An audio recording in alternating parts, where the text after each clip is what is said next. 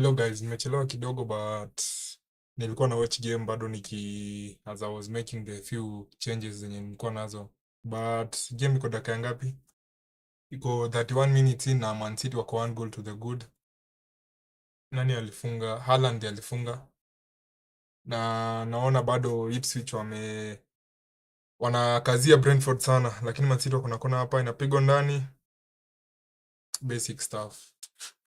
So hata sijapata time ya kuweza kufanya anything but tuongelelea the game ikifika half time, but 31 minutes in Man City ndio wana lead. Surprisingly hizo minutes zenye nimewatch after Man City walifunga bao, Southampton walikuwa na a lot of possession but wana struggle sana kuweza make any kind of movement ama kuweza kufika in the final third. Kona wanaweza kupossess sana but ikifika kwa final third wanalemoa sana, especially when it comes against Man City. Tunajua that Man City wako very good in terms of pressing, but kuna venye Southampton wanajua kucheza, lakini sasa pale mbele ama ikifika sekta ya kuweza kudeliver something in the box wanafail sana. Wamekuwa na decent possession but bado hawajaweza kuhit the target in anything yenye wamefanya. But games kama hizi ndizo Haaland huwa anaenjoy kwa sababu opponents kama hawa ndio huwa wana leave a lot of space behind. Unaona kama sahii bado Southampton wanang'ang'ana kuplay from the back. Na I think hao ndio, if they are not last in the table, au I think ni second last. But fans wengi wa Southampton wamekuwa wakisema that the league ama the games zenye wamecheza, si games, the previous performances zimekuwa better but they keep falling short ikifika maybe during the last minute of the game. Kwa sababu nimeona other than Everton and another team, Southampton ndio they also keep conceding during the last minute. As I'm seeing that wanajaribu ku play out from the back and they lose the ball again. But as Nunes ni anacheza as the left wing for Man City kwa sababu previously Bernardo nini? Kwa sababu Jeremy Doku na Grealish wako injured wote at the same time, which is very shocking. Na I think venye hiyo experiment ya Nunes akicheza left wing imekuwa, sitaki kusema imekuwa the best but imekuwa ikiwork. Last season tuliona kitu kama hiyo yenye Pep alikuwa anajaribu kufanya but ni kama haikuwork. But this season especially sasa venye Doku na Grealish hawako available, Nunes anakata ball imetoka nje hapo Nunes. But bado na keep an eye on the other games. Niona that Aston Villa wanacheza hiyo team I think wanacheza against Bournemouth. Walikuwa wamefunga bao but imetolewa kwa sababu ball ilikuwa imerun out of play. Watkins alishindwa ku keep the ball in the field ama ball ilitoka. But what else is there to talk about? Hiyo Ipswich surprisingly nimeona inapiga Brentford, imewafunga 2 goals, so ni kama Brentford they will have to work ama to go the long route in order to secure the 3 points. Southampton wamewin throwing. Goalkeeper wa Southampton ni David Raya ni Ramsdale, na alikuwa Arsenal a couple of seasons. Tuliona last season venye Raya alikuja Arsenal ndio Ramsdale alianza kukua displaced, na ndio maana aliweza ku make the move to go to Southampton. I don't think he's very at world class ama he's over the top. I think he's just an average goalkeeper in the EPL. Na I think ndio maana hata Arsenal waliweza ku get rid of him kwa sababu they felt that pia kuna venye alikuwa na let down, na ndio maana waliweza ku go for Raya. Bernardo Silva to Matheus Nunes. Drawing ya Man City. Nini ingine other than the Man City goal? I think bado Man City wanajaribu kufacilitate ama kuweza to come up with ways ya kuweza kuhide hiyo gap yenye Nunes Savio ikifika hapa mwisho kuna venye ana struggle sana. Ikifika kwa final third ana struggle sana in terms of finishing, because I think anaweza ku come up na a lot of chances but sasa venye ana shoot, maybe sometimes ana shootingi ball inaenda juu sana ama inakuwa blocked. But I think anafaa improve pia finishing yake. Is there anything yenye na happen kwa hizo games zingine? Yeah, Southampton wameamua kustick to their philosophy. The, as I see that wanapoteza ball in the final that tena Bernardo Silva, hizi chances nashuku Man City tuta struggle. The fact that what tunapata hizi chances zote na tufungi, we should be very careful. If it remains 1-0, ameshika handball. Ameshika handball. Ukishika handball ameshika handball but hiyo haiwezi peana kama penalty. Ukishika handball ukislide ama ukianguka chini, mara mingi hawapeanangi kama handball. But Man City wako na corner in the 37th minute. Sa nani Gundogan amekuwa dropped from the Man City starting 11 for I think sasa hii ni game amekuwa akicheza previously but ni kama Pep decide to change things up, especially considering that Foden ni kama sasa amerudi zile issues zenye Foden alikuwa off the field, zile issues zenye alikuwa nazo ni kama sasa zimeanza kukuwa sorted out, so most likely itakuwa hii midfield yenye tunaona sasa ndio itakuwa inaonekana sana before De Bruyne arudi. Hii midfield ya Kovacic, Bernardo Silva na Foden, I think hiyo ndio itakuwa the most played midfield unless De Bruyne sasa akuje. Savio naenda kushuta, anarudisha nyuma. Rico Lewis, Savio, rudisha nyuma Savio, cross ingine, kona ya Man City.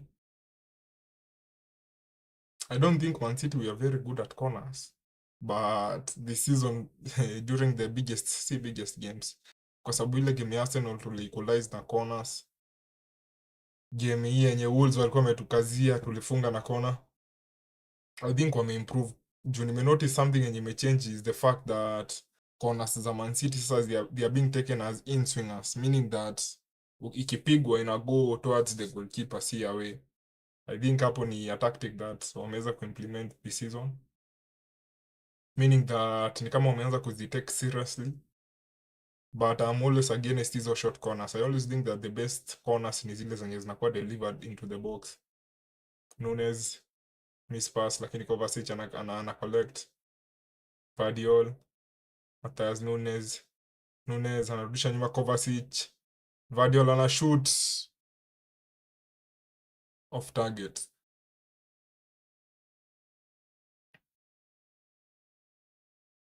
But the attacks zenye Man City wako nazo mara mingi zimekuwa ziki go through the left wing ama the left hand side. I think bado tuna struggle na hiyo, the over dependence on one wing ama one side of the field compared to the other. Naona De Bruyne ana watch game hapo na bado Noel Gallagher anakuanga part of the band yenye inaitwa Oasis. Kovacic walisaidia kudesign, I think Oasis walidesign one of the jerseys yenye Man City wako nayo.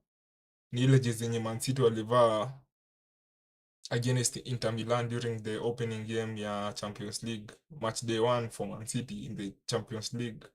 Walivaa hiyo jersey yenye imekuwa designed by Oasis. Akanji amerudi into the starting 11 juu midweek. Ni Akanji ama ni Diaz za kucheza. Sikuwatch hiyo game ya Man City versus Sparta Prague kwa sababu tulikuwa tunawatch ile game ilikuwa game ya Barcelona versus Bayern Munich. Obviously Barca walishinda 4-1. Na leo jioni masaa ya 10 pm kuko na El Clasico, which means Real Madrid wanacheza against Barcelona, which is a very very big game. Na tutakuwa live, we'll be watching the game, we'll be reacting to everything that happens. And yeah, I hope itakuwa an exciting game. Na Barcelona, obviously I'm biased towards them because I support the club. I think Southampton wanapata counter hapa. Dribbling, dribbling, dribbling, anapitisha katikati, anapelekwa chini, refaria anakataa, anasema si free kick, Man City wana win ball back. Advance. Ah, yo Haaland, Haaland, Haaland. Ai, Haaland bana, hiyo unafaa kuhit the target. Imekuwa blocked aje man. Ah, hapana sasa. Haaland, you should be scoring from that. Lakini Southampton waki-advance kwenda mbele wanaacha a lot of space behind. Lakini hiyo Haaland unafaa kumefunga. Hata kama hufai kufunga inafaa kukuwa on target. Bernardo Silva. Peana ball.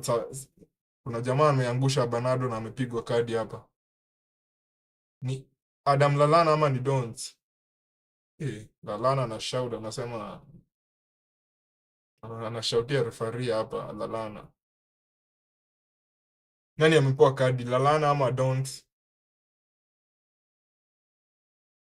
Bernardo Silva na advance. Yeah, Donetsk ndio amepewa yellow. Hiyo ni foul. I don't think hiyo ni foul. Don't think hiyo ni foul in my opinion.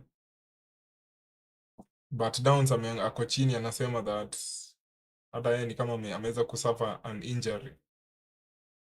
Russell Martin, coach wa Southampton, kuna venye ako frustrated in the touchline, obviously ina happen a lot. Na as I say that, anapigwa yellow card, coach wa Southampton amepewa yellow card. Amerudi akakaa chini. Assistants wake wote wame relax hapo. Kuna hata mmoja anamwongelesha.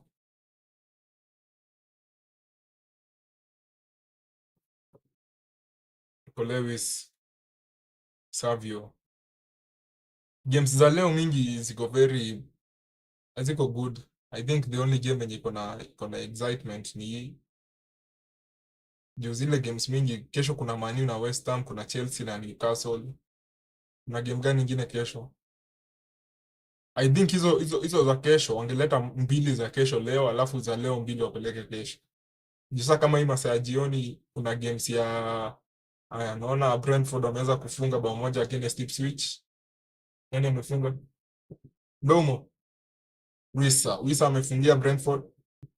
Hiyo game iko Ipswich wako 2, Brentford wako 1. Kovacic alikuwa na chance lakini amepiga direct kwa goalkeeper. Kwa ingine ya Man City.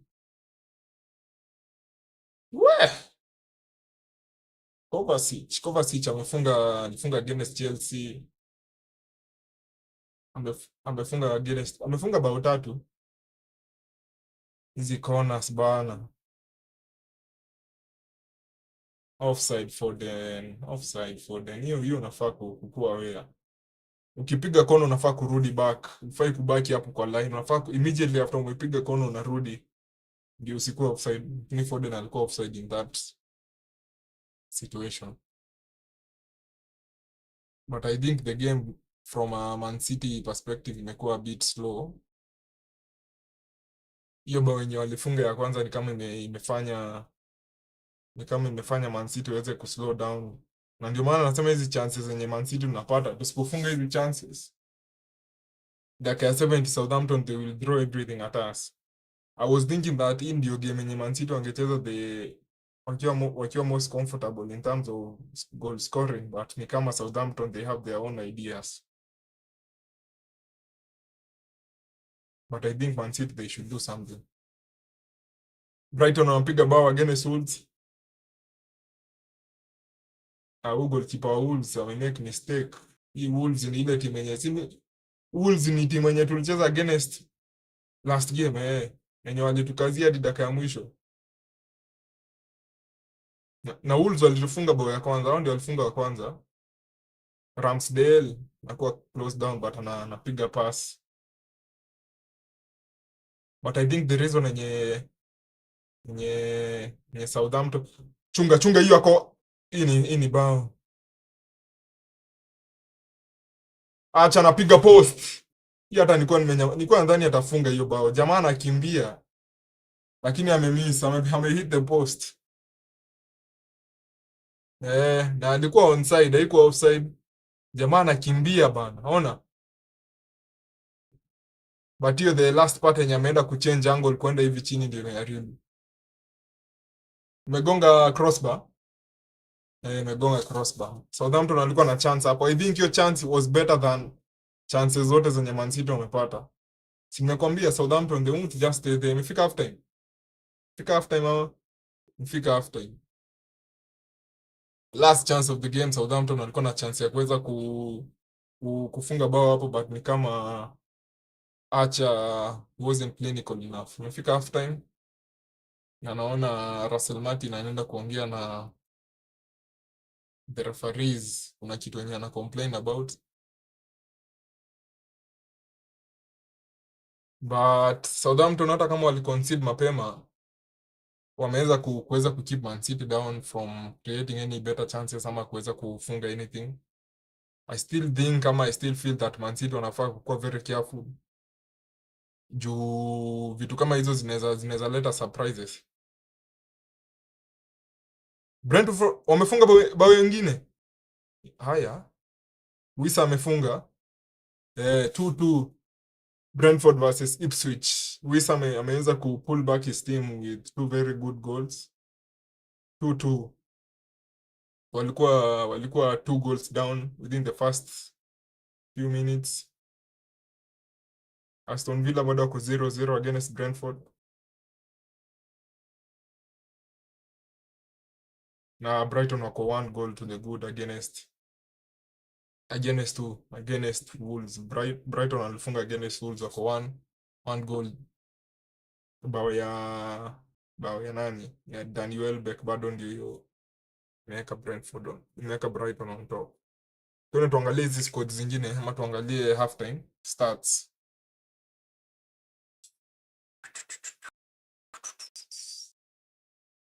Kesho kuko na Liverpool versus Arsenal, which is another very big game for the EPL kwa sababu hizo teams zote mbili zina compete for the hata kama Liverpool watu wako wana consider Liverpool ni challengers. I still think when Liverpool wameanza their season wamekuwa kicheza, I think wamekuwa the best team in the league for me. Hata kama I support Man City, I think Liverpool they've been the best. I still think wameweza change the philosophy yenye wako nayo from being the chaotic basketball games zenye walikuwa wanacheza under Jurgen Klopp, zimeweza hiyo philosophy imekuwa changed, na ni kama the new manager Arne Slot ameweza kubring in more control for Liverpool kwa sababu siku hizi they control games far better. Kwanza ile game yenye tuliwatch game ya Liverpool na Chelsea hapa, Liverpool walikuwa na control sana na wako wanataka kukua naive ama they are not being over ambitious in terms of creating chances ama in terms of scoring, but wameweza hata ukiona the clean sheets zenye Liverpool wanaweka ama how they are conceding very minimal chances in every game. Hata kama wali lose against Nottingham Forest, I still think ndio wamekuwa the best team in the EPL so far. Arsenal wamekuwa na few challenges za injuries. Saka hajacheza for like the last 2 games. Amekuwa na struggles za hamstring. Na Odegaard obviously amekuwa na ankle problem since the last international break. Hata si the last, ni the international break before the last. Na venye Arsenal wameweza kusuffer those 2 injuries, ni kama wamekuwa na a bit of struggle. Juadi performer hii game yenye walicheza midweek against Shaktar Donetsk, watu wengi walisema that they won the game but the performance wasn't the best. It's going to be interesting kwa sababu pia the same week kama last week in the Premier League, Arsenal walipata ile red card kwa Saliba na tuliona that Saliba atakuwa suspended for the next 3 games, atakuwa suspended for hii game ya kesho.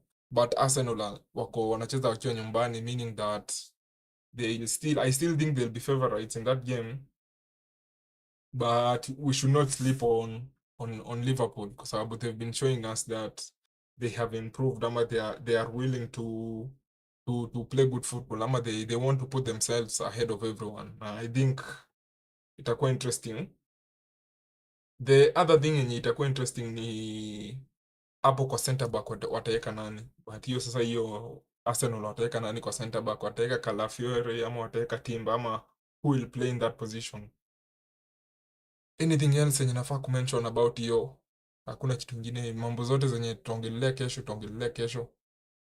Game ya leo ya Man City walipata chances. Nataka tuone stats venye ziko, ama stats nasema nini. Jana Forest walicheza against Leicester. Leicester ndio ilikuwa timu ya nyumbani, but Nottingham Forest waliweza kushinda. Game ya Man City versus Southampton, possession iko 53 for Man City, 47 for Southampton. Unaona Southampton, they are wako very good in terms of possessing the ball, but sasa the issue yenye wako now is the final third. Total shots, Man City wako na 10, Southampton wako na 1. Big chances wako na 1-1. Obvious Man City walifunga ile big chance yenye walikuwa nayo. Big chances missed. Southampton wamemiss hii dakika ya mwisho against hii yenye chance yenye ilikuwa for Archer, tumeona that wamemiss. Sikia. Passes, Man City wako na 252. Southampton wako na 241 passes. Unaona Southampton wanajua wana possess ball a lot. Corners, Man City wako na 8. Southampton wako na 0. Shots on targets za Man City ni 4, za Southampton ni 0. Off target, Man City wako na 3. Off target, Southampton wako na 1. So the only shot yenye Southampton imekuwa dakika ya mwisho hii yenye Cameron Archer amepata, imegonga crossbar. So I think inakuwa counted as off target. But I think the second half Man City wanafaa kukuja na they should assert their dominance. Naona highlights za Brighton versus Wolves. Sasa ni kama sasa ameweza kurudi as the main goalkeeper, ama ni kwa sababu hiyo goalkeeper mwingine amepata injury. Lakini Jose Sandi amemake hii mistake yenye Brighton wamemfunga, yeye ndiye amemake mistake. Amepiga tu mpira direct to one of the Brighton players. 2-3 passes, Brighton wakapata chance na Welbeck aliweza kumaliza hiyo chance. So hiyo ni bao ya first pass, second pass. Wamefunga na passes 3. Iko 1-1 half time. Hiyo ni makosa ya Jose Sa. Brentford, nataka nione Brentford kwa nini wamefunga hizo bao mingi hivyo. Ipswich wamewin ball back. Bao ni kali. Hiyo bao ya kwanza yenye Ipswich wamefunga ilikuwa decent. Huyu jamaa anaitwa nani? Number 3. Number 23. Ni Smodix. Nani? Hiyo ni first time finish. Very very good goal. Dakika ya 30 tena Ipswich wakaongeza bao ya pili. Ni kama hapo Brentford walikuwa na suffer a lot from focus ama from concentration. Mpigwa tu ball moja through. Goalkeeper wa Brentford nani? Flecken. Flecken kazi yake na kucheza vizuri against Man City peke yake. Hizi bao zenye anafungwa hapa ziko very surprising. Ni kama Ipswich walikuwa nadhani wataweza kuwin game by half time, but hiyo finish pia ilikuwa good. Hiyo finish ya sijui wachezaji wa Ipswich, so sijui ni waite nani, but dakika ya 42 Brentford wakapata chance hapa, ampiga run hapa, ampiga cutback ikienda kwa Wisa, cool finish with his left foot. Dakika ya 43 ikakuwa 1-2. Brentford pia wanajua kubuild from the back, kwa sababu hiyo ball imeweza kumove from the defense ikakuja ikapita, ndio ikakuja cutback, alafu ikakuwa scored by Wisa. Dakika ya 45 wakapata chance nyingine. Huyu jamaa anaitwa Damsgaard akapiga assist kwa Wisa. Wisa akamaliza hiyo chance, game ikakuwa 2-2. Hiyo bado ni game unaweza keep nayo kama upendi games za Man City. Unaweza watch hiyo game as a neutral. Inakaa kukuwa very interesting. Games za kesho kuna Chelsea na Newcastle. Hiyo ndio nitakuwa na watch. I think that will be the first game. Juu nimewatch Chelsea against Liverpool. Lakini I think that will be the first game yenye Chelsea watakuwa home. But naona venye EPL wana take a lot of time kuangalia hizi offside goals. Nashindwa mbona hawajaweza kuimplement the semi automated offside, na walikuwa wamesema itakuwa implemented by October, so I don't know what is happening. Wanaoneshana hiyo ball yenye Watkins ilikuwa nje, but alitoa akapea Migin akascore. Hiyo ball ilikuwa imetoka nje. Hiyo ball ilikuwa imetoka kweli. Hizi angles zenye wanatuonesha hapana. But I think EPL in terms of technology they are not the best in terms of having the best. Juu kama unaweza enda, kama uko na watch hiyo game, unaweza enda uangalie hii angle yenye wanaoneshana, hii nini ya Watkins, hii ya byline. Hapana, hiyo ball haiko imetoka. Kama unaweza pata chance unaweza angalia. I don't think hiyo ball iko imetoka, kwa sababu the best angle ya kuona kama ball imetoka ni kuangalia ukiwa juu uone hivi, but sasa hao wanatuonesha from the side. Ni the same situation na ile kitu yenye ilikuwa last season against Newcastle, ile yenye ilikuwa Arsenal yenye walikuwa nasema bao ya Newcastle ilikuwa imetoka, something like that, but ni the same situation hapa. So sijui kama from a technology perspective kuna kitu yenye inaweza fanywa, ama kuna kitu yenye inaweza kuwa added.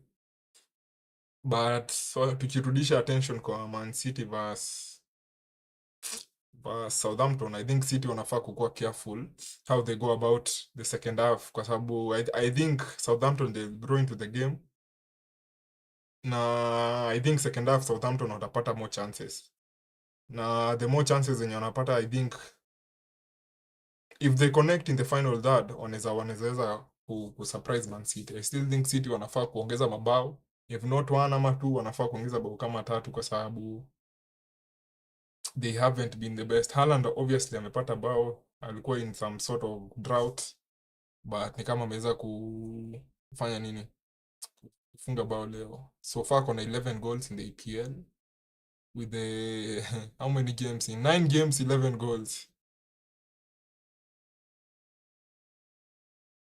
Game ya kesho ya Arsenal na Liverpool itakuwa very fierce, itakuwa very good, especially naona Man City wakishinda leo, teams zote mbili zitakuwa na pressure kesho, but Man City wakidrop points leo, I think hizo teams mbili zinaweza approach hiyo game with some sort of comfort, but Man City wakishinda, Arsenal hawatataka kuachwa na Man City na points mingi, na bado Liverpool hawatataka kuachia Man City the 3 points.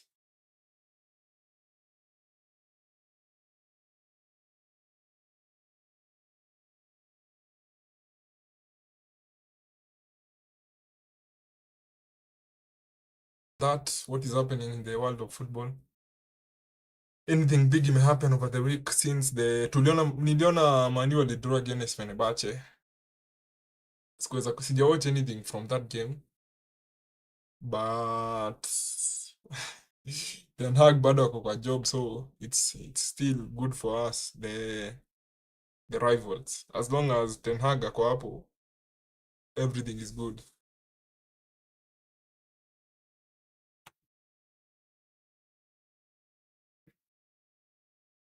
Nani anawachingi F1? Unawachingi F1? Sababu F1 imeanza kukuwa a bit interesting. Tangu Verstappen had dominate the season last season, I think watu wengi wamekuwa bored na F1. But ni kama it's starting to gain back the excitement, kwa sababu the other teams zimeweza kuimprove, na at the same time at the same time Red Bull wameanza hawaja improve sana. Championship bado inaendelea, EFL Championship, kuna games zenye zinachezwa. Unajua watu wenye huwa na bet huwa wanafuatilia hizi games sana. But Leeds wako 0-0, Coventry City wako 3-2 against Luton, Watford wako 1 goal to the good against Blackburn Rovers, na Portsmouth wako 1-2 against Sheffield Wednesday. Watu wa kubet mwapatia the updates. Jioni kuna game ya Everton na game ya Everton versus Fulham. So unaweza watch hiyo. I don't think nitakuwa na watch hiyo kwa sababu I'll be preparing for the El Clasico, which is going to be the game yenye tutawatch masaa ya 10 pm today ama tonight. Hizo games zingine ni kama pia zimerudi kutoka halftime. Naona Southampton wanataka kupiga mabadiliko hapa. Russell Martin ndio coach wa Southampton, amekuwa under a lot of pressure from the, I think ni from the fans, kwa sababu fans wa Southampton wanasema that the football yenye Southampton wanacheza ndio inafanya washinde hizi games zote, kwa sababu they think it's not sustainable ama they don't have the necessary players to be able to execute this playing style yenye. Wacha nikuulize kitu moja weird as na deviate. Hizi clubs mingi mbona zinawekanga badge kwa floor? Like inaweka the club badge inawekwa kwa floor, alafu unaona watu kila mtu anakuja tu akiruka. Is there anything ama is there any need ya kuweka badge kwa floor surely? Juu unaona kuna players wanakuja, kuna players huwa na receive a lot of hate wakikanyaga badge, na kuna players wengine huwa na they don't care, they just step on it. Wengine wanakujanga wakiruka. Si understand mbona mweke badge chini. It doesn't make any sense. Sasa unaanza ku sijui nasema nini. I don't understand that. Southampton wampiga mabadiliko, wametoa Dribbling, wameweka jamaa anaitwa watu wenye wako in charge of graphics. They are sleeping on their job. Hawatuwekei majina. But Southampton ni kama they are speaking, the players they are speaking up. Pep pia amekaa chini. Wow, mbona wanachukua hivi minutes zote kuanza game? Southampton ndio wanaanza the second half. Na in case kukuwa na any updates in the other games, I'll keep you posted. Wameweka Armstrong in replacing Dribbling. I think Dribbling ni one of the best players wenye Southampton wako nayo, but he's very young. Foden drags it wide. Wide Foden. That would have been a good start. Savio is very good. Ampita katikati ya wachezaji wangapi hapo? 2 players. And then he lays off the ball kwa Foden hapo. Hit the target, man. Hit the target, bro. Hit the target, bro. Aya, Southampton pia wanapata chance. Offside. Offside against Southampton. Foden amekuja pia na a new hairstyle, kama unapenda kama hizo. The last clean sheet yenye Man City tuliweka ilikuwa kuna only one clean sheet in the EPL this season. Only one. Na si ati tumechange ati goalkeeper or anything. The last time tuliweka clean sheet kwa EPL ilikuwa opening weekend against Chelsea. Sijui sasa defensively ni kama I don't think ni defensively in my opinion. I think ni midfield inakuwa exposed. Ama midfield haiko pelekwa chini. Foden, ref hiyo ni free kick. Ref anakataa kupeana free kick. Surely ref. There's Nunes, Kovacic, Phil Foden narudisha nyuma. So the last clean sheet enye tuliweka ilikuwa against Chelsea kwa sababu the midfield ama enye midfielders wetu wanakuwa exposed sana. Savio, Rico Lewis, Kyle Walker pia kona injuries. Ndio maana Rico Lewis is playing for Man City. Akanji miscontrolled, bisha nyuma kwa Ruben Diaz. Vardiol, Nunes, poor fast touch. But huyu jamaa hiyo ni yellow card. Jamaa wa Southampton ampigwa yellow hapo. Pigwa yellow card hapo.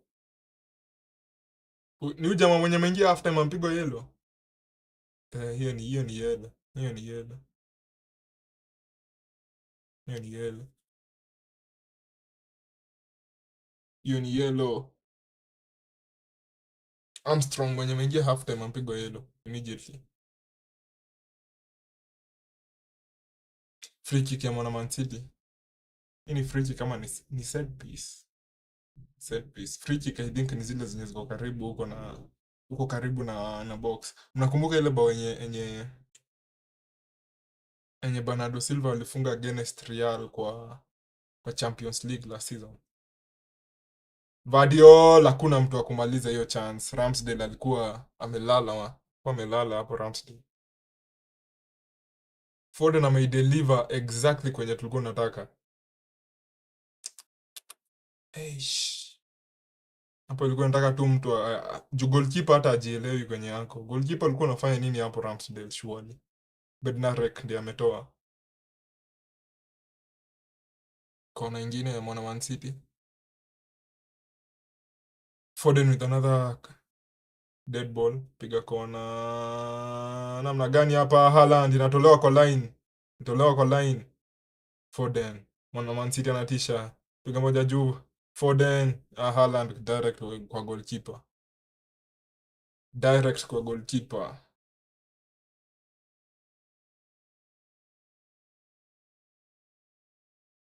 Imetolewa kwa line, haikuwa kwa line exact but ilikuwa imepita goalkeeper.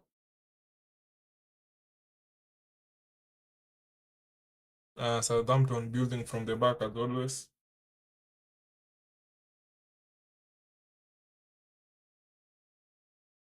...49 minutes in, Man City wamekuwa na 2 very good chances. Armstrong on the run. Armstrong piga direct kwa goalkeeper. Ederson anachukua. Very dangerous.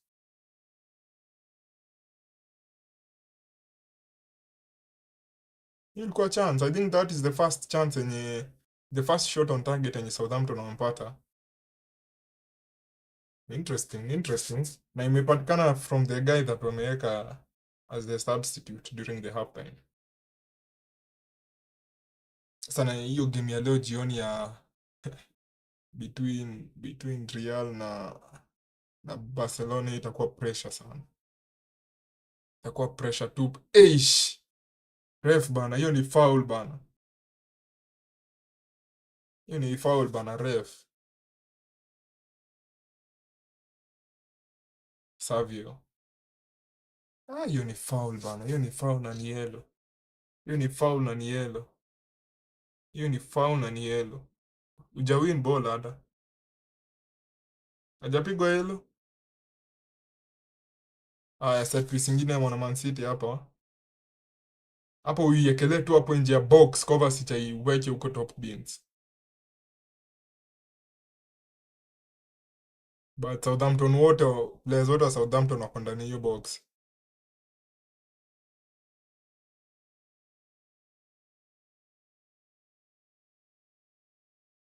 Cover sicha anapata hapo nje ya box, anapigwa inakuwa blocked.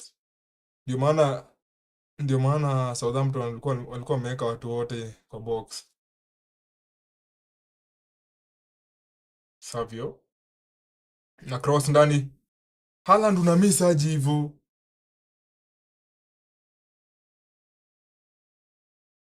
Haaland leo amekuwa na chances mingi sana za kufunga. Goalkeeper wa Southampton tena Ramsdale hakuwa anajielewa. But Haaland hiyo bana, hiyo inafaa kuwa bao. Hizo sasa ni mbili umewaste. Wewe unafaa kuwa na hat-trick. That is a big chance for you man. Haya, hizi chances zenye tunapoteza hizi zitakuja tu kutupata tusipochunga. If we are not careful, tunafaa tukuwe tumefunga mabao mbili sasa. We need that second goal ama third goal ama hata fourth. Ikibaki hivi, ikifika dakika 70 ikiwa hivi 1-0 Southampton hawatajali. Na hizi sasa ndizo zile shocks zenye huwa zinaweza haribu. So unajua Man City wakidrop points leo, hizo teams za kesho hata zinaweza gozi, zinaweza enda tu zidraw tu. Juu hawana pressure ya kucheza. Downs wa Southampton ni kama na struggle with fitness. So Man City wanafaa washinde. Na wanafaa waweke mabao kama zingine mbili hapa ndio wakuwe comfortable. Juu I still think the defense ya Man City iko very suspect. Ama it's not the best. Acha tuone kama leo ndio wataweka clean sheet ya pili this season. But kama mtu ana bet ukiona venye Man City wana concede goals, si unaweza kuwa unaweka GG tu. Hata kama unajua Man City hawatashinda au hawatashindwa, unaweza kuwa una bet goal mara mingi kwa hizi games za Man City. Vardiol, Foden, Vardiol, Nunes. Vardiol, Nunes, Foden, Nunes, Vardiol. Arudisha nyuma kabisa kwa Ruben Diaz. Nunes, Vardiol anapoa pressure but anarudisha nyuma kabisa. Akanji. Ruben Diaz kwa goalkeeper. Southampton wameweka pressure.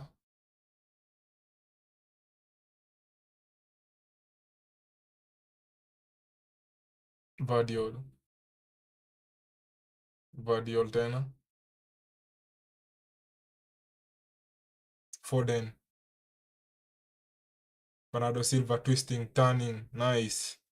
Akanji pia Savio hapo. Pia Savio Akanji. Akanji una hold sana. Nice. Savio. Inaenda inakuwa clear. Throw in ya Man City.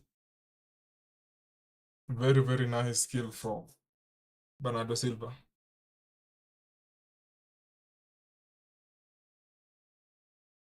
Man City wanna lose possession. They win it immediately. Kovacic, Nunes. Kovacic loses the ball. Vardiol anaokoa. Man City refa ampeana free kick hapo haraka sana. Bernardo Silva. Eish.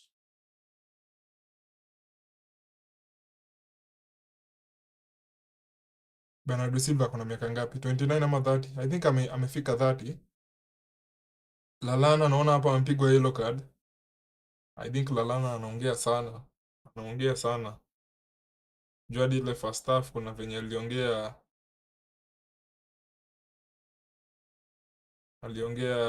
vibaya sana. He thought hata that time angepoa yellow. Southampton again building from the back. Karibu Savio wa press hapo.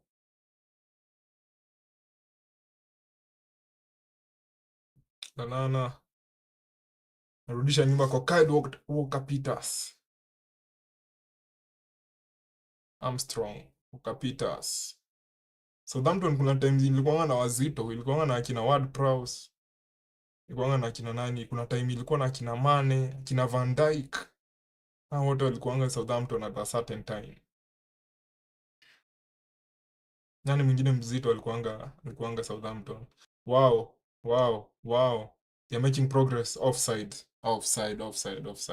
Armstrong ako offside.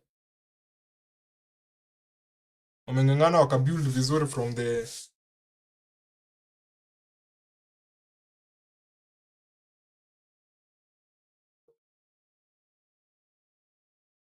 kuna nani Brentford wamefunga Mbeuma na penalty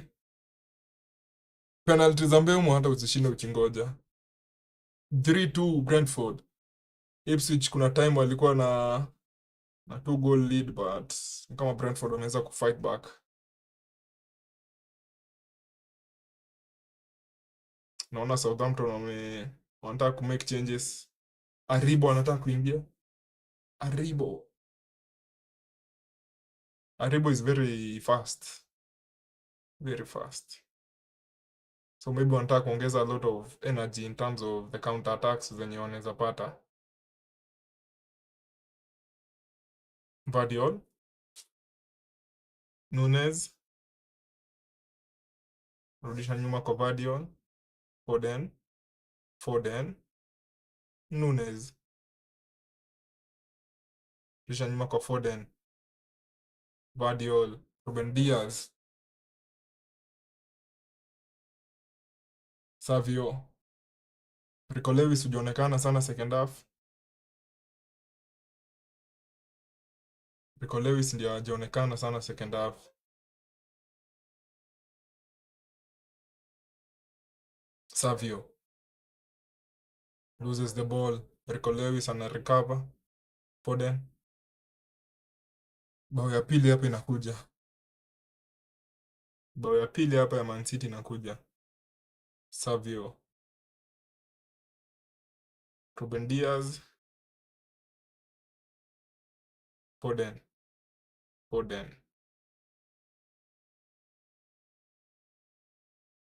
Akanji. Piga moja juu. Kitafuta Foden. Southampton wanataka high boots. High boot. Faria na nyamaza. Hiyo ni throw in ya Aribo anatolewa. Aribo anaingia, Lallana anatolewa. Russell Martin naona anateta huku tu kwa touchline. Na anatetesha marefari. Lallana obvious ako na yellow card. I think that is one of the reasons zenye ametolewa. And he was losing his head in a way. Alikuwa ameanza kukua frustrated. Aribo anaingia namba 7 mgongoni.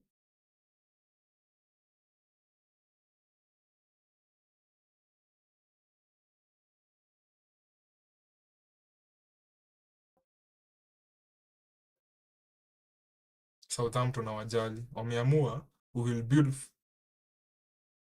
Nunes amewaste your chance. Amewaste your chance of target. Nunes alikuwa amepata ball hapa kwa box. First touch kuna venye imemwangusha.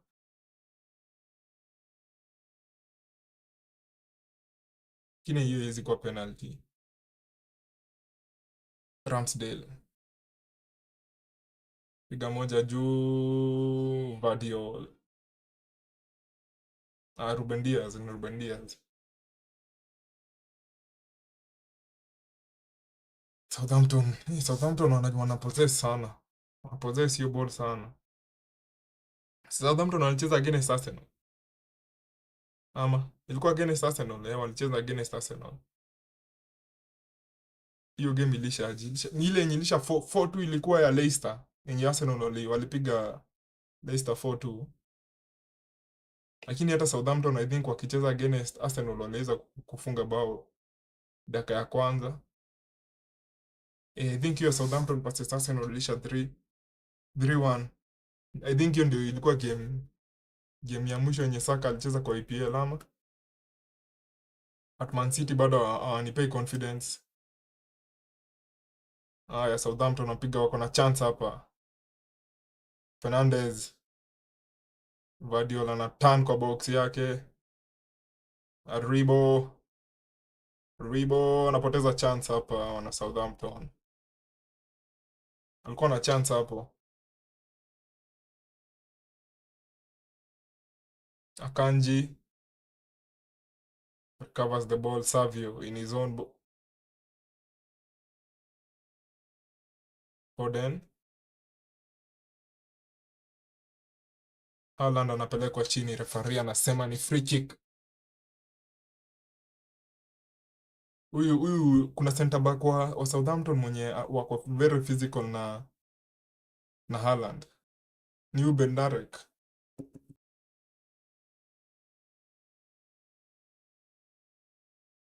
Huyo namba 35. Wanashikana na Haaland. Hiyo ni foul. Ukishika striker hivyo inapeanangwa kama foul in favor of the opponents. Rico Lewis. Southampton wakiweza kupata time wafanye nini, wakiweza kupata Savio piga cross huku, Haaland inatolewa kwa line tena mara ya pili. Hiyo ndio ilikuwa chance hiyo. Kanji, Savio nje ya box, Savio nini, Kovacic, Vardion, Haaland bado hajaweza kurudi nyuma. Si upeane ball Nunes, ungepea Foden kwenda huko hata umefanya kila kitu, umefanya the difficult part vizuri, but the last part ya kucut back ball umewaste. Haaland alikuwa na chance hapa. Hiyo afungi hiyo aji bana Haaland. Juu ni kama ana cut back, unafaa kuweka hapo kwa box bana Haaland kama.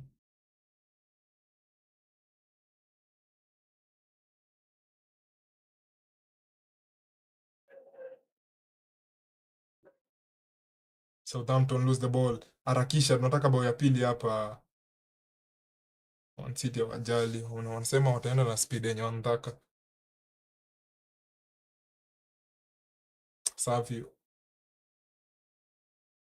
Savio running, Savio anapiga cross, hakuna mtu ndani ya box. Nunes atakuja achukue.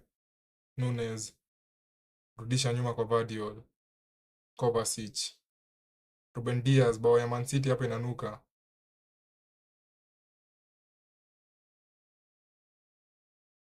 Nunes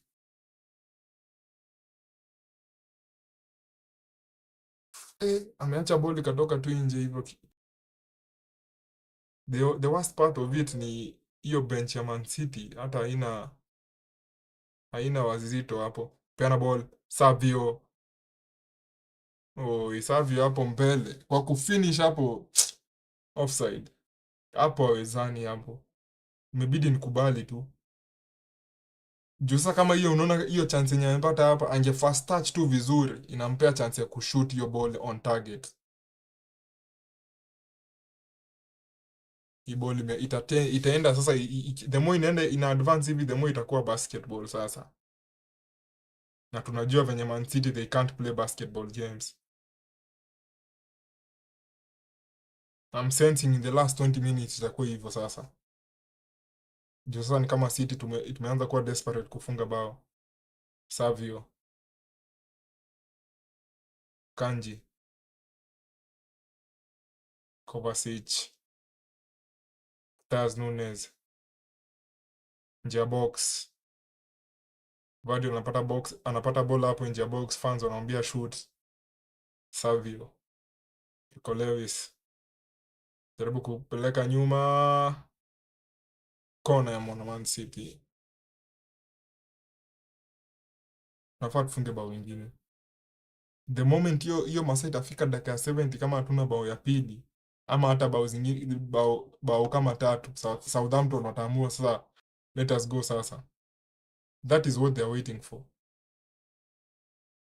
Sasa in the last 20 minutes Man City ndio wataanza sasa kukaa wa defend what they have. Kona ya Man City, direct wa goalkeeper anatema, lakini defender wake anamuokoa.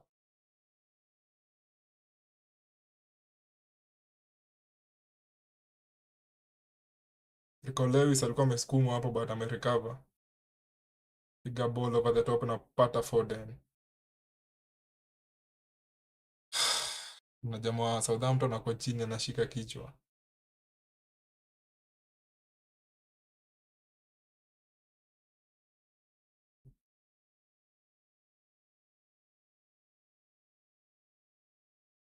The worst thing as a defender, unaona the mpira ikipigwa kwa hewa ama ikikuwa airball, usipoclear the first time, ukiacha hiyo ball bounce, unakuwa umejiweka kwa shida. Hiyo ni one of the few things zenye defenders huwa wanafunzwa from an early age. Ni hiyo the first ball, it's either we clear ama first touch yako ikuwe very good. The moment hiyo ball ina bounce, unakuwa kwa disadvantage sasa. Juu sasa ikibounce utaanza kuifuata sasa penye tena mara ya pili. fans wa City wanajaribu ku encourage their team. Savio, Akanji, Nunez, Walker Peters anatoa mpira inakuwa kona. Hizo game zingine ni kama hakuna bao imefungwa since Brentford waweze kufunga bao yao ya pili, ya tatu I mean, hiyo yenye ilikuwa penalty. Nunez anakuja kupiga kona.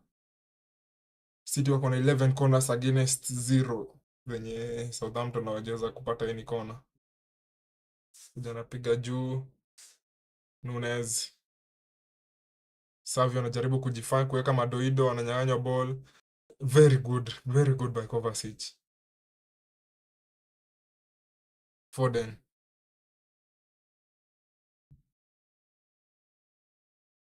Ruben Diaz,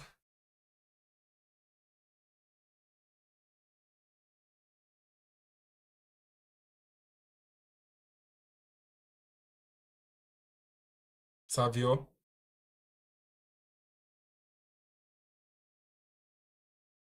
Akanji, rudisha nyuma nini?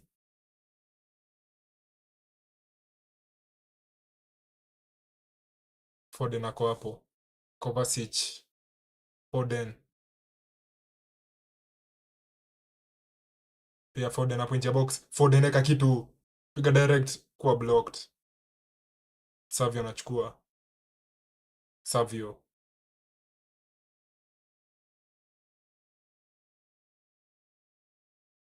Akanji. Akanji, Bernardo Silva, Akanji. Phil Foden. Mteremsho huku chini anapata Kovacic. Narudisha tena kwa Foden. Man City wanatafuta hiyo bao. Bernardo Silva. Bernardo. Foden eka kitu. Changing kwa Vardiol. Not the best first touch from Vardiol. First touch ingekuwa good, hiyo cross ingeingia. Southampton wanatoa kona ingine. 12 corners for Man City so far. Southampton wako na 0. But Southampton wamedefend vizuri. Wamedefend vizuri. Hata hii second half I think wameweza kusumbua Man City sana. Nunez ampiga kona.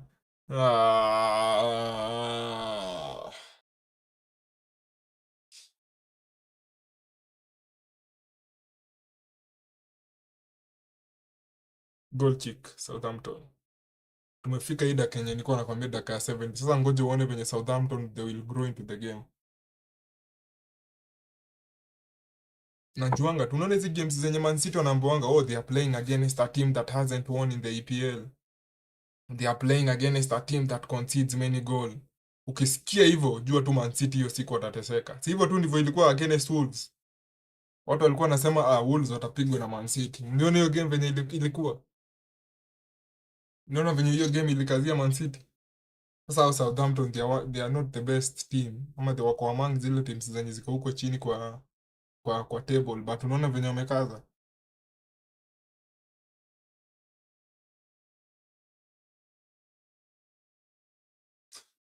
Aya, Ederson kuna goal kick hapo. Ngoja uone. The last sasa 20 minutes venye saa mbio Southampton wataongeza mbio. Akanji driving. Rico Lewis anarudisha nyuma kwa Ruben Diaz.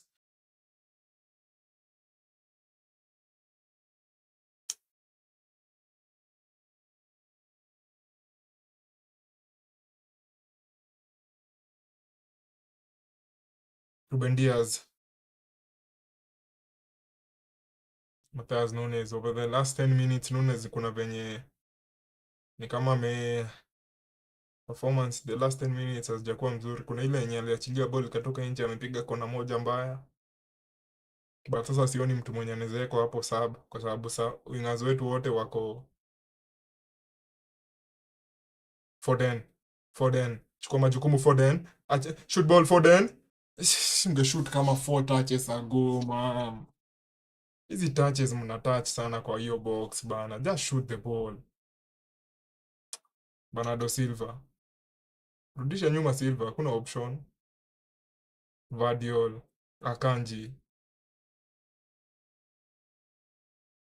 Rudisha nyuma kwa Rico Lewis. Savio. Foden. Foden bado. Ya Kanji. Foden. Jaribu kupiga juu. Ramsdale anachukua hiyo. Southampton again building from the back.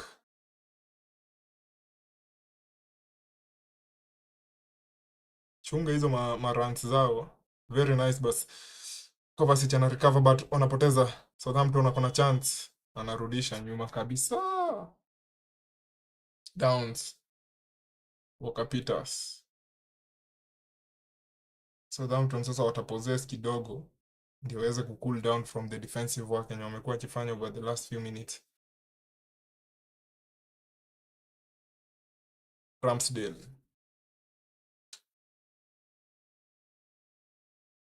Walker Peters. Aribo. Bisha nyuma kabisa.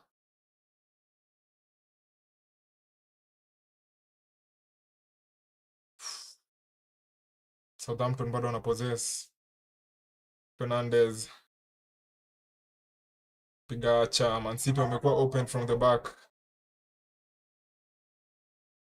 Unarudisha nyuma. Namna gani hapa? Piga direct wa goalkeeper. Napelekwa juu. Pelekwa juu na Armstrong. Walikuwa na chance hapo Southampton. Hiyo ilikuwa nafasi hiyo.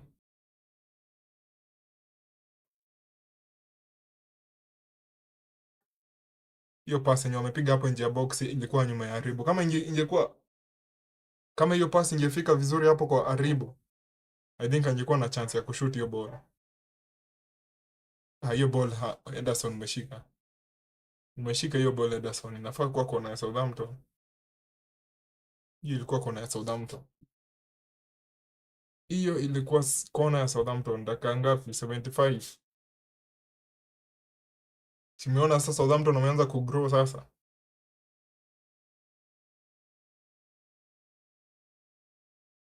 Rico Lewis.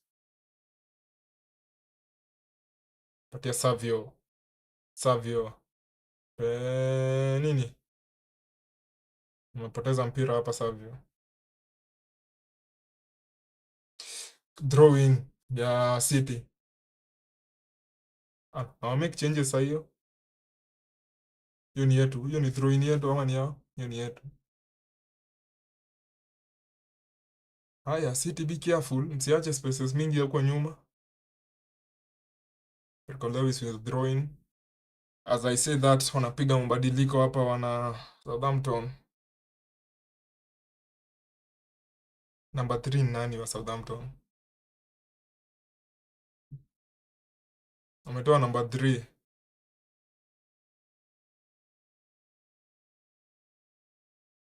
Manning ndio anatolewa. Wanaweka jamaa anaitwa Bree. 75 minutes in. Ujamaa si angetokea ile side nyingine. Alikuwa side huko juu na amekuja hadi huko chini kwa nini? Aya, throw in ya City. 14 minutes plus added time.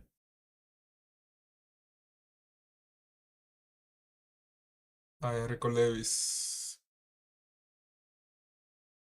Bado hajarusha ball. Foden. Narudisha nyuma kabisa. Kanji. Ruben Diaz.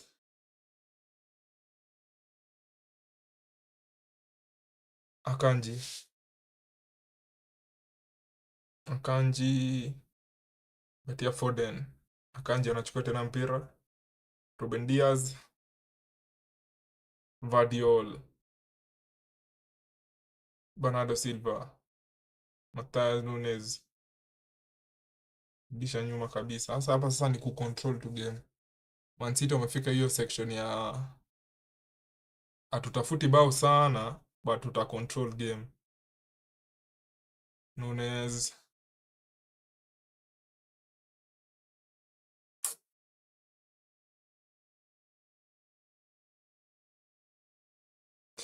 Meenda hadi kwa Ramsdale. Ramsdale sasa ashike. Amecollide na player wake. Kochini Ramsdale.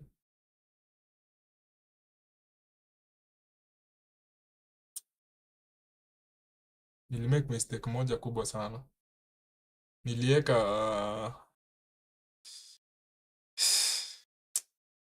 Nilieka badala ni change thumbnail.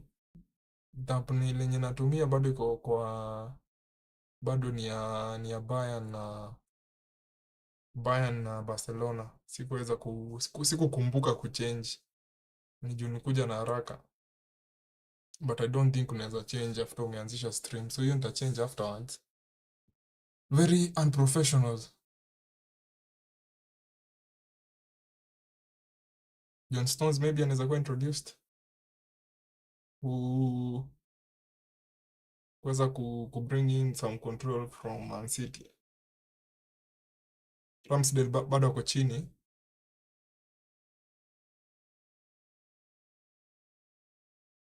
Bao ya Haaland bado ndio the only difference. But venye bao iliingia, I thought Man City wangeweza run riot against who? Against Southampton. Aston Villa wamepata bao moja against Bournemouth. Na Ross Barkley ndiye ameweza kufunga hiyo bao. Naona Doku amekaa kule juu. Hapo ni VIP, I think go ni VIP. But he's not available for Man City kwa sababu ya injuries. Most likely atakuwa involved in after the international break yenye inaenda kukaribia. Meaning the next 2 games. Don't think Doku atakuwa available for Man City. Aya. Bree. Advantage ya mwana Southampton. Kuna mtu wetu hapa atapoa kadi. Aya. Funika hapo nje ya box. Funika hapo nje ya box bana. Guardiola anatoa. Very nice.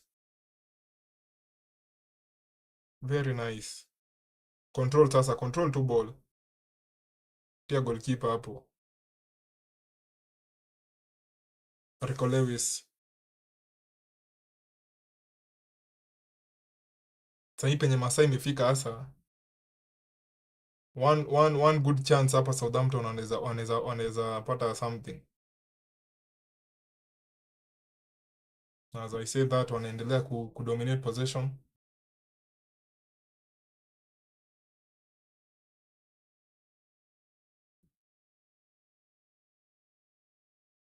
Bado nashangaa venye nisahau kuchange thumbnail. Wakapita alichange wing akaenda ile pande ya juu. After walitoa Manning. Southampton wana enjoy some bit of possession hapa as wefika dakika 81. One ball over the top for Armstrong, but Guardiola na wajibika hapo. The only thing hapa Armstrong anasuffer ni the fact that Guardiola is taller than him. Hizo ball zote zenye zimekuwa aerial threats. Guardiola ameweza kuwin hiyo ball kwa sababu he's taller. Hadi ile chance yenye ile cross yenye ilipigwa hapo.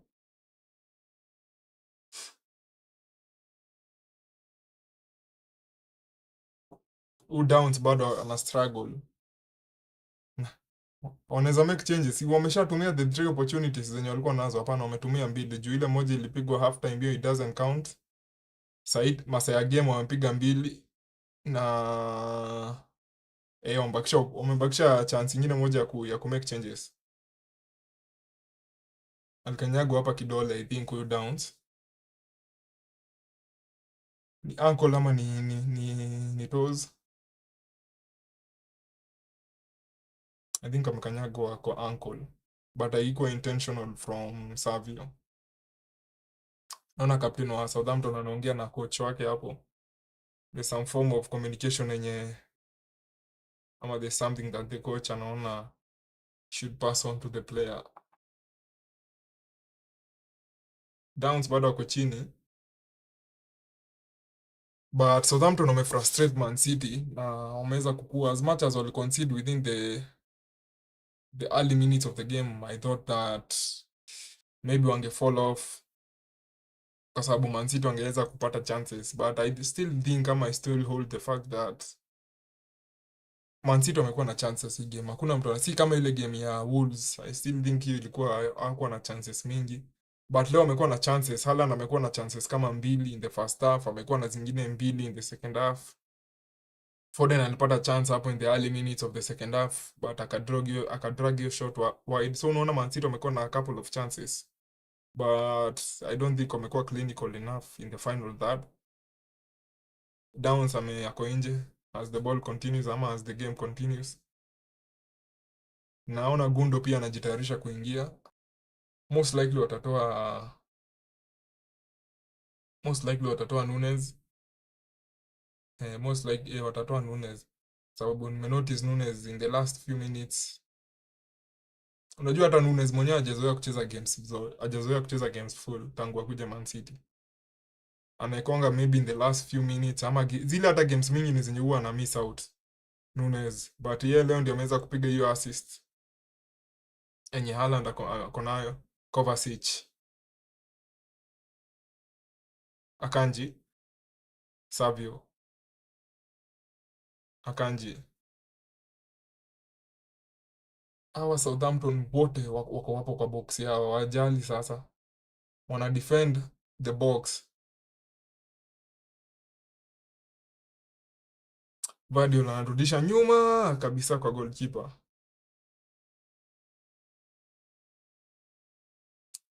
Ederson anajaribu kupiga one ball over the top.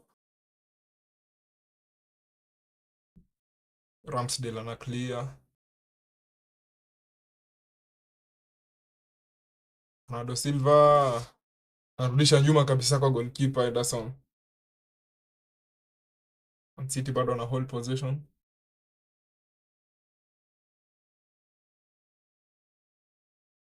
Naingia dakika 85. Man City bado hawajaweza kupiga any substitute so far.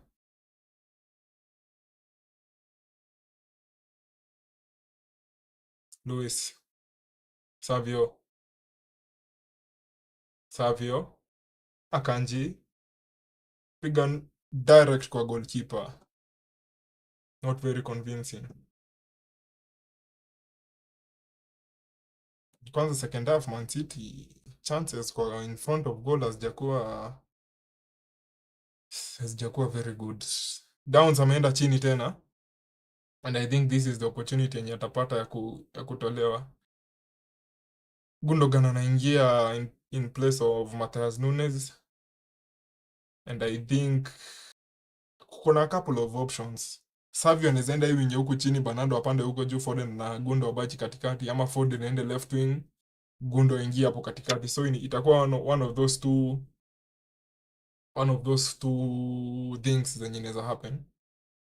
But naona pia Southampton wanapiga mabadiliko, wanatoa watu wawili. Jamaa mmoja hapa ni mrefu, huyu jamaa namba 32 ni mrefu sana. Wanatoa Downs na wanatoa Cameron Acha. Huyu jamaa ni mrefu bana. Huyu jamaa namba 32 mwenye ameingia kwa, huyu jamaa anaitwa nani? Huyu namba 32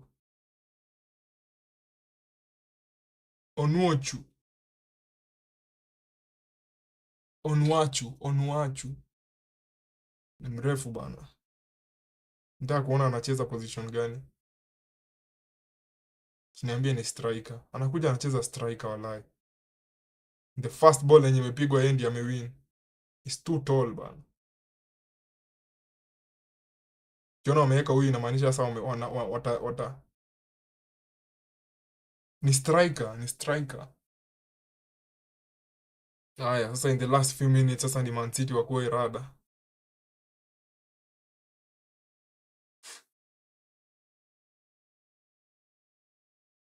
Possession bado ni ya Southampton.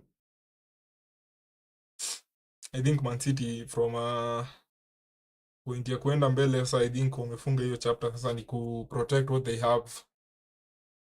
Bado wako na clean sheet so far, so maybe they'll sit back and finish the game. Mtu mmoja anapelekwa chini hapa, Kovacic anapewa yellow card. Hiyo ni yellow card. Kovacic anapigwa yellow card hapa. Kovacic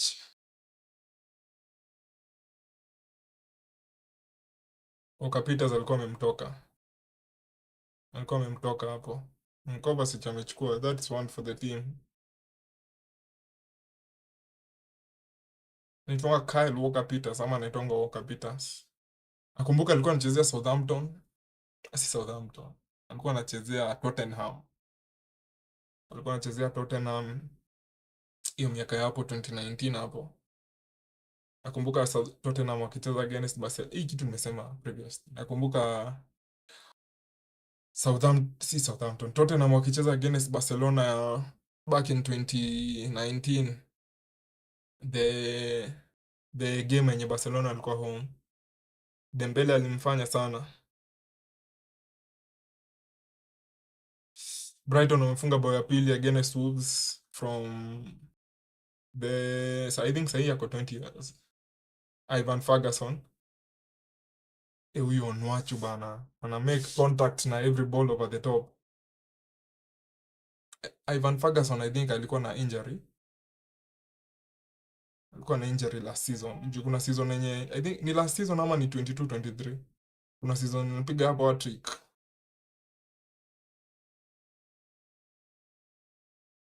Wanaongeza dakika 6 za mazidadi.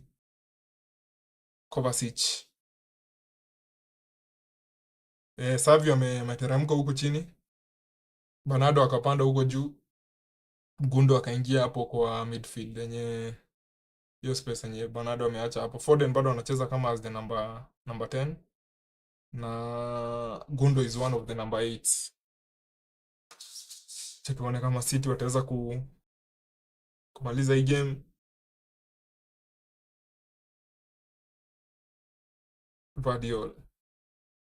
Vardiol arudisha nyuma kwa goalkeeper. Southampton sasa wameweka pressure sasa.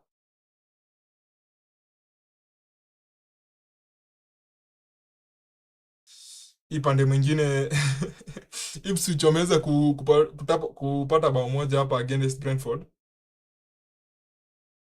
Bao ni 3-3. Liam Delap, former Man City player. Foden bana progress man. Savio Gakros nini Ramsdale anaweka wasiwasi but ana recover. Ipswich wamerecover hapo. Brentford wako 3, Ipswich wako 3.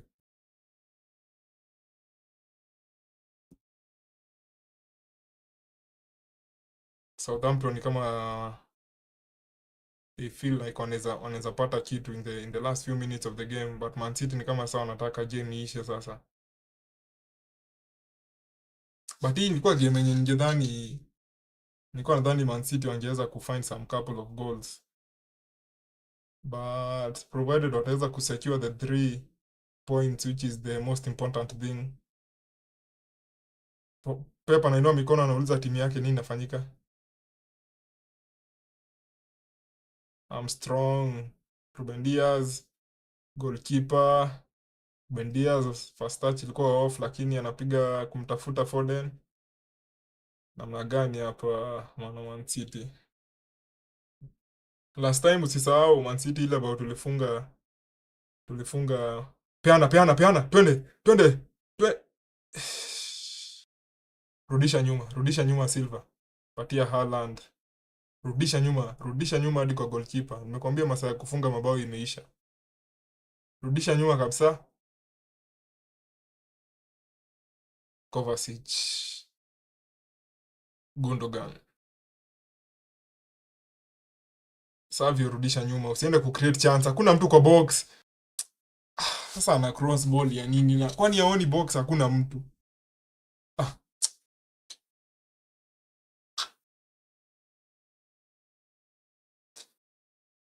Southampton wako na throw in.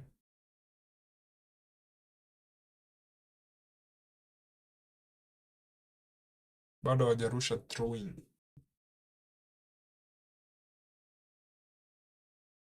Next game yenye City tunacheza itakuwa midweek against Tottenham in the EFL.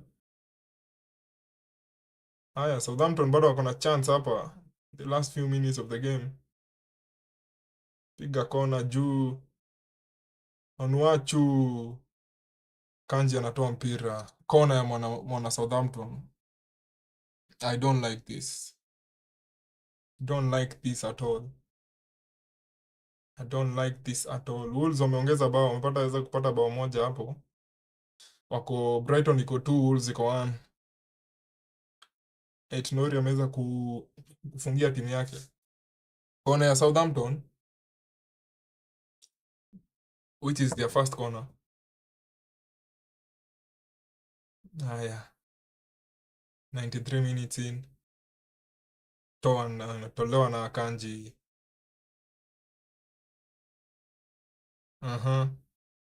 Southampton bado anatafuta kitu hapa. Bado inapiga moja juu. Tolewa na Gvardiol. Kuja naokoa hapa Ribo. Kovacic ana press. Press hadi warudishe nyuma. Press hadi warudi nyuma. Southampton anapiga moja juu. Gvardiol anatoa throw in ya Southampton. Nikwambia in the last few minutes Southampton ndio watadominate game, Man City watakaa tu nyuma. I think watarusha the long throw. Southampton ndio the second team from the bottom, Man City ndio the second team from the top. Long throw incoming.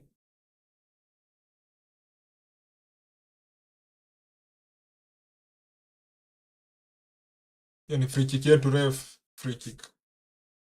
Kovacic ampelekwa chini. Ref alikuwa amejaribu kupeana advantage but kuna jamaa wa Southampton amegonga mpira.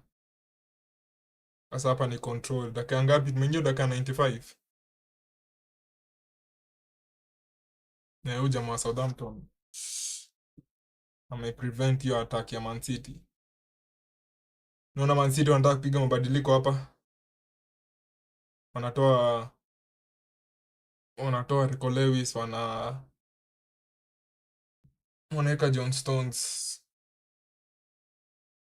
Maybe they need a physical play in the defensively kwa sababu the last few chances zenye Southampton wamepata. Toa. Nice one by Gundo. Twende Foden. Pia Haaland uko poa sana. Poa sana, hata sijui hiyo bao ya kwanza ulifunga aje. Hizo chances zote umepata hii game hujafunga. Tunashindana tukikutetea tukisema chances ndio upewi. Zile chances zote zenye umepoa leo hata hujateka advantage hata moja. Ingekuwa sahi na bao kama 4. Ona hii nyingine. Oh my goodness, Haaland. Hata kuhit the target hapo umeshindwa. Hizi ni chances tumezoea tukiona Haaland akifunga. Rico Lewis anaingia in place of John Stones. Southampton wako na free kick. Aya. Wolves walikuwa wamefunga dakika ya mwisho. Wamejiembarrass. Brighton walikuwa na chance moja, walikuwa 4 versus 1. Huyo one wa Wolves akarecover. Alafu Wolves wakaprogress wakaenda wakafunga bao. So Brighton 2, Wolves 2. Brighton walikuwa na 2 goal lead. But by the looks of it ni kama wameweza hiyo game imeisha. Man City versus Southampton, game imeisha. Game imeisha. As I say that, I don't think imekuwa one of the best performances from Man City kwa sababu attacking wise ama mambo ya kuweza kufinish chances. Create chances, funny enough. Si kama last time tukicheza against Wolves ama kina Newcastle ama whoever. Leo create chances but they've been lacking in terms of finishing ama in terms of being clinical. But nevertheless wamechukua the 3 points. Haaland ameweza kufunga bao moja yenye Man City wamepata and Man City bado wameweza kukeep a clean sheet. Hii ni clean sheet ya pili ya Man City in the EPL this season. Yeah, so hizi niliambia watu wa Man City hii season itakuwa frustrating sana kwa sababu tumeona injuries zenye zimefanyika, so chance yote tunaangalia kama tumepata the 3 points ama hatujapata, na performance imekuwa better than last time in terms of creating the chances, but sasa in terms of finishing the chances haijakuwa very good, kwa sababu zile chances kadhaa zenye tumepata I would thought that players wenye tuko nao wangeweza kufunga mabao mengi ama mabao mengi. As I'm seeing, naona Bournemouth wameweza kupata bao moja against Aston Villa in the last minutes of the game. Hiyo game iko 1-1, ni kama itaisha hivyo ama wanaangalia kitu. Hiyo game imeisha 1-1. Aston Villa pia wameweza kutoboka the lead that they had. Ni kama teams zote leo apart from Man City zenye zilikuwa na lead zimelose juu. Ipswich walikuwa na 2-goal lead but game yao iko 3-3. Brighton walikuwa 2 goals above Wolves, nayo imeisha 2-2. Aston Villa walikuwa na chance moja, walikuwa na bao moja against Bournemouth, but Bournemouth wameweza kuequalize. Na hii game ya Brentford na Ipswich, naona kuna mtu wa Ipswich alipigwa red card, so sijui hiyo situation venye unfold. That being said, masaa za 10 pm tutakuwa tumekaa hapa tukiwatch game